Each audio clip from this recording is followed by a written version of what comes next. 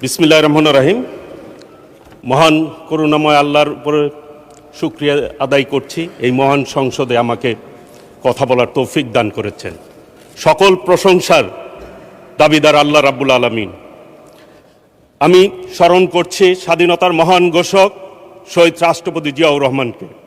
আমি স্মরণ করছি মমতাময়ী মা, যার মাতৃস্নেহে বড় হয়েছি, দেশ নেত্রী বেগম খালেদা জিয়াকে। আমি কৃতজ্ঞতা প্রকাশ করছি আজকের এই হাউজের নেতা মাননীয় প্রধানমন্ত্রী দেশনায়ক তারেক রহমানের প্রতি। আমি কৃতজ্ঞতা প্রকাশ করছি আমার টাঙ্গাইল ৫ এলাকার যে জনগণ আমাকে ভোট দিয়ে এই সংসদে পাঠিয়েছেন, তাদের প্রতি আমি কৃতজ্ঞতা প্রকাশ করছি। বিশেষ করে আমি কৃতজ্ঞতা প্রকাশ করছি বাংলাদেশের সকল নারী ভোটারদের প্রতি, যারা বেহেশতের প্রলোভনকে প্রত্যাখ্যান করে বিএনপিকে নির্বাচিত করেছেন, সেই সব নারী ভোটারদের। মাননীয় স্পিকার, নতুন সংসদ সদস্য তো, সেই জন্য একটা কথা বলতে চাই। আমি কি কাউকে মুনাফেক বলতে পারবো এই সংসদে? না, পারবেন না। আচ্ছা, আমি মুনাফেক বললাম না কাউকে। মাননীয় স্পিকার, জুলাই সনদ নিয়ে কথা হচ্ছে, এই সংসদে আইন পাশ হবে। আমরা আইনের পাশ করার জন্যই জনগণ আমাদেরকে পাঠিয়েছে। আইনের বিপক্ষে কথা বললে হবে? আইনের পক্ষে কথা বলতে আসুন, আইন নিয়ে কথা বলুন। ওনারা বেল আইনে চলতে চায়, কোনো আপত্তি নেই। মাননীয় স্পিকার, জুলাই আন্দোলন নিয়ে কথা হয়েছে। আমি ওই সময় জেলখানায় ছিলাম। জামাতের সাধারণ সম্পাদক গোলাম পারোয়ার সাহেব আমার পাশের সিটেই ছিলেন। আমি ম্যাক্সিমাম সময় তাকে আমার বালিশটা দিতাম তাদেরকে শোয়ার জন্য। মাননীয় স্পিকার, আমি এরপরে যখন বের হই, এক টেলিভিশনে দেখলাম শিবিরের সভাপতি বলছে উনি নাকি ওই টাইমে বাজার করেছেন, আর ছাত্র দলের সভাপতি রাস্তায় আহত হয়েছে পুলিশ দ্বারা। তাহলে জুলাই আন্দোলন নিয়ে কার কি ভূমিকা? এই আওয়ামী লীগের মতো আচরণ। আওয়ামী লীগ ৭১ মনে হয় যে আওয়ামী লীগই করছে, আর কেউ যুদ্ধ করে নাই, এইরকম আচরণ আওয়ামী লীগ করছে। দানি ওই রোগ তাদের ভিতরে ঢুকছে। জুলাই আন্দোলন খালি তারাই করছে, আর কেউ করে না। এইটা বলে আজকের এই সংসদ ঐক্যবদ্ধতা সংসদ। একটি জিনিস এই সংসদে মাননীয় স্পিকার, যে ফ্যাসিবাদ বিরোধী আন্দোলন যারা করেছে তারাই এই সংসদ সদস্য হয়েছে। জুলাইয়ের সনদ নিয়ে কথা বলে যে গণভোট, আমাদের মাননীয় প্রধানমন্ত্রী গণভোটের পক্ষে কথা বলেছে। আমরা ৫১% প্রায় অধিক কিন্তু আমরা প্রতিনিধিত্ব করি। কাজে ৭০ ভাগের মধ্যে ৫১ ভাগ মানুষ আমাদের কথায় ভোট দিয়েছে, আমাদের নেতার কথায় ভোট দিয়েছে। সেটা স্মরণে রাখতে হবে। কথায় কথায় বলেন যে আওয়ামী লীগের মতো ফ্যাসিবাদের মতো আচরণ ঢুকে গেছে। ২ মাসের সরকার, কিন্তু এটা কিন্তু ৫ বছর, মনে হয় যে 5 বছর সরকার। আমরা শুরুই করলাম না, তার আগেই যত সব অভিযোগ। এই ২ মাসে কি কি করছে মাননীয় প্রধানমন্ত্রীর নেতৃত্বে, সেই কথাগুলি কিন্তু একবারও বলেন না। গতকাল একটি সমাবেশের বক্তৃতা শুনলাম আর কি, বিভিন্ন ইস্যুতে তারা কথা বললেন, জাতীয় ইস্যুতে।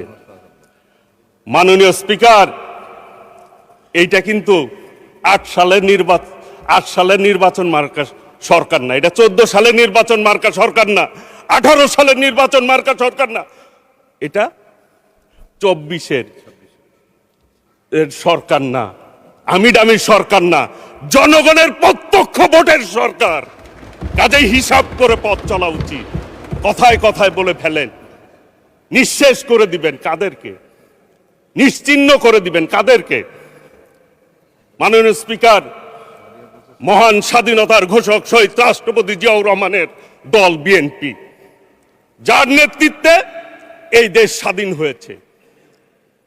এরপরে বাংলাদেশে তিনটা গণ অভ্যুত্থান হয়েছে যদি আমরা ধরি স্বাধীনতার পর।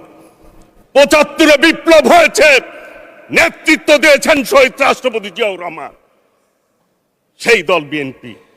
৯০ একটি গণ আন্দোলন হয়েছে, তার নেতৃত্ব দিয়েছেন দেশনেত্রী বেগম খালেদা জিয়া। আর ২৪ আন্দোলন হয়েছে, নেতৃত্ব কে দিয়েছেন? মাননীয় প্রধানমন্ত্রী সহ বাংলাদেশের আপামর জনতা।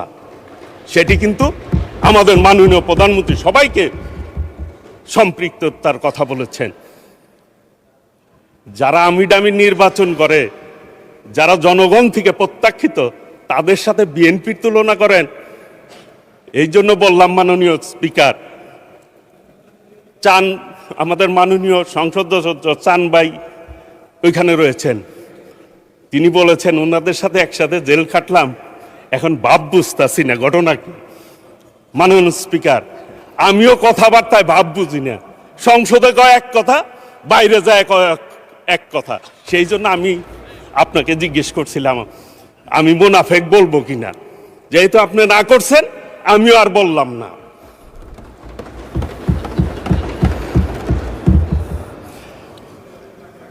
একটি কথা বলতে চাই, এই ২ মাসে বিএনপি যে কাজ করেছে, যে কাজে হাত দিয়েছে, অন্য কোন সরকার মাননীয় প্রধানমন্ত্রীর জায়গায় থাকলে এই ধরনের সাহস করত না। মাননীয়